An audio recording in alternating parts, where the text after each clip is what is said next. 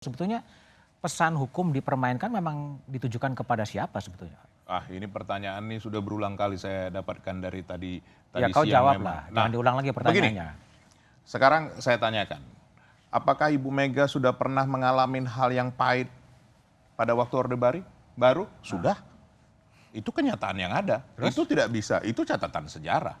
Nah, Ibu Mega mengingatkan bahwa kali ini jangan lagi hal itu terjadi. Karena kalau hal itu terjadi, ini akan setback lagi seperti tahun 98. Nah, kita semua mengetahuinya. Contoh seperti Mahkamah Konstitusi. Ada yang tidak saya nggak enak nanti pakai kata menduga, dikira karena saya Riko Sotarduga berkampanye Masuk aja soal barang ini itu. ya. Enggak, tapi kenyataan sampai banyak. Ayo adik-adik mahasiswa mengatakan Mahkamah Keluarga. Kenapa seperti itu? Kenapa tidak dari dulu ada seperti itu? Itu kenyataan yang ada. Dan banyak hal-hal lain lagi. Tadi kan sudah diingatkan Ibu Mega. Oke, ada kesalahan. Tapi kan bukan berarti dihakimi seseorang rakyat itu karena salah. Kan tidak boleh seperti itu. Apa kalau karena suara jreng terus dipukuli? Boleh? Ya tapi ganggu juga kan? Loh, ganggu. Masukkan ke polisi. Silakan diproses. Apakah hukumannya apa? Mungkin ada hukuman disiplin atau beberapa hari. Silakan saja. Tapi apa boleh disiksa? Oke. Tapi kalau satu hal lagi tadi, selain Nah ini tadi sudah jawab. Ya, satu lagi sudah dijawab, tapi soal etika dan moral. Yes. Itu sebenarnya pesan itu mau ditujukan kepada siapa? Seorang mau menjadi pemimpin harus betul-betul menjaga etikanya. Nah itu diingatkan oleh Ibu Mega bahwa begini.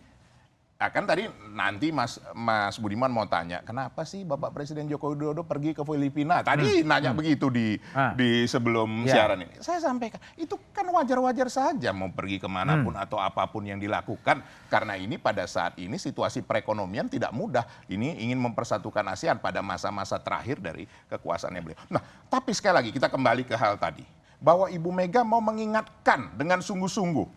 Pemilu ini bukan main-main. Untuk apa diadakan pemilu kalau tidak ini berjalan langsung, umum, bebas, rahasia, jujur, dan adil? Enggak usah.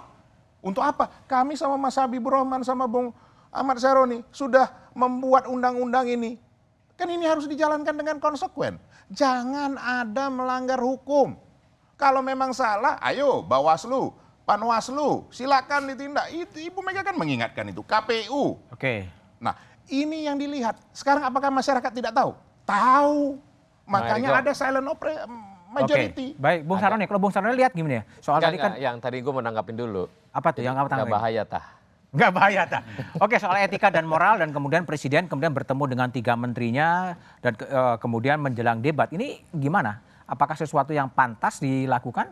Pantas saja kalau pembantu dan presiden kan? Sebenarnya gini kan tadi saya juga udah nyampein. Kalau ngomong ekstrimnya, Pak Presiden harusnya tidak lakukan itu. Secara etika, Presiden harus menjadi tokoh pimpinan bangsa ini, melihat para paslon bertarung. Bukan pada mempertontonkan satu silaturahmi yang memang dilakukan. Bapak saya, Ketua Umum Surya Paloh, ketemu, nggak pernah mau dibuka. Diumpetin terus. Ketemu dengan siapa? Dengan Pak Presiden. Oke. Nggak pernah, dipampang lagi nggak pernah. Selalu diumpetin, ada berita, tahu-tahu ada berita rame di wartawan. Benarkah Pak Ketua Umum Nasdem ketemu Pak Presiden misalnya gitu. Nah ini kan satu hal silaturahmi oleh seorang bapak negara. Mestinya ke semua ketua umum kumpulin, datengin dan bicarakan bahwa pemilu ini kalian harus menjamin semuanya aman, damai dan tidak ada terbengkalai. Kan itu bagus. Tapi kalau mempertontonkan hanya kepada koalisi yang paslon seseorang misalnya, kan nanti dampak yang berbeda dilihat orang, kenapa ya kok Pak Presiden hanya ngundang ketua umum partai pada paslon A misalnya gitu. Kenapa enggak semua Pak Ketua Umum diundang dengan konsep yang sama, tapi semua dipertontonkan. Itu lebih menarik mungkin daripada akhirnya cuma 3 ketua umum gitu.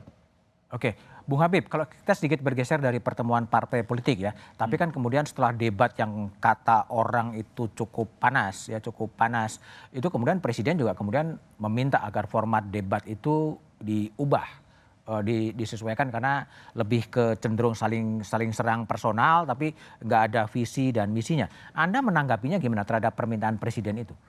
Ya silakan saja ya. Pak Presiden kan juga bagian dari warga negara. Warga negara? Ya. Oke. Dia melihat debat sejak pertama, kedua, ketiga, tentu semua orang punya masukan. Ya, kita pribadi tentu juga punya banyak masukan. Pengen dapat yang lebih berkualitas debatnya tersebut. Tapi kembali soal makan-makan itu tadi. Saya sepakat dengan pendapatnya Pak Saroni waktu awal tadi. Presiden silahkan kok sebagai warga negara berhak, ya kan ya. Karena apa? Karena konstitusi kita mengatur seorang presiden incumbent bisa maju kembali. Jadi kalau kita ngomong tadi mempersoalkan makan-makan itu nggak relevan lagi. Karena kita presiden incumbent saja boleh maju kembali kok. Teman-teman mohon maaf Pak Saroni ya, 2019 nggak pernah mempersoalkan, nggak pernah itu Pak Jokowi waktu itu nggak pernah ngajak Pak Prabowo makan misalnya, partai pendukung Pak Prabowo makan. Jelas-jelas beda koalisi, bahkan Pak Jokowi kampanye untuk dirinya sendiri. Nah itulah pentingnya bagi kita untuk kembali kepada aturan. Aturan yang kita sepakati, kita tuh bisa kok bikin aturan sampai detail juga bisa kok. Aturan yang umum bisa, aturan yang detail bisa. Ketika aturan sudah kita sepakati, Ikutin. itu saja kita ikuti. Sepanjang tidak melanggar, tidak beretika kalau aturan tersebut kita persoalkan. Berarti kita nggak paham apa yang kita lakukan sendiri. Gitu. Oke, baik. Bung Philip, kembali saya ingin tanya pandangan Anda ya sebagai mungkin pihak yang relatively netral terhadap reaksi atau komentar dari Presiden Jokowi soal debat yang nggak ada visinya, lebih ke saling serang personal dan meminta agar KPU yang mandiri ya, yang mandiri untuk mengubah format debat. Sebetulnya apa yang ingin disampaikan oleh Presiden? Kebetulan saya kan panelis ya. Oh, kebetulan panelis. Mungkin Cocok. agak kurang etik sebetulnya untuk mengomentari itu. Tapi menurut saya begini, masalah utamanya itu adalah waktu yang nggak cukup. Waktu yang nggak cukup. Karena terlalu pendek. Oke. Sehingga memang semua pasangan calon tidak punya cukup waktu untuk mengeksplorasi dan menyampaikan satu pikiran-pikirannya sendiri.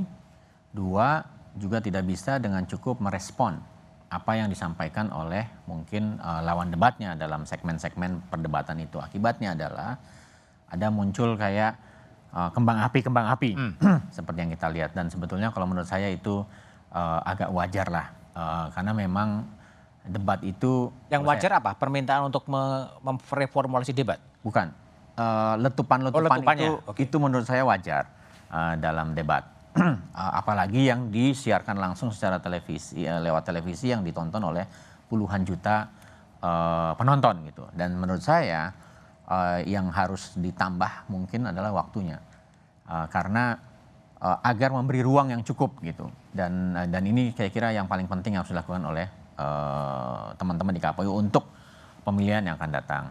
Nah yang kedua juga saya kira paslon-paslon ini bukan cuma yang pemilu kali ini ya, pemilu-pemilu yang sebelumnya juga, mereka juga sebetulnya kadang-kadang begini Mas Budiman, ketika mereka menjawab, mereka tidak terlalu menjawab pertanyaan, tetapi dia bicara pada konstituen yang nonton, sehingga dia ingin menyampaikan poin-poin yang menurut mereka akan ditangkap meskipun tidak ditanyakan ya. Meskipun tidak ditanyakan.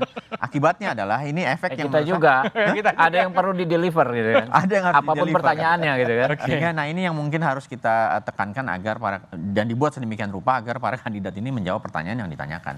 Oke.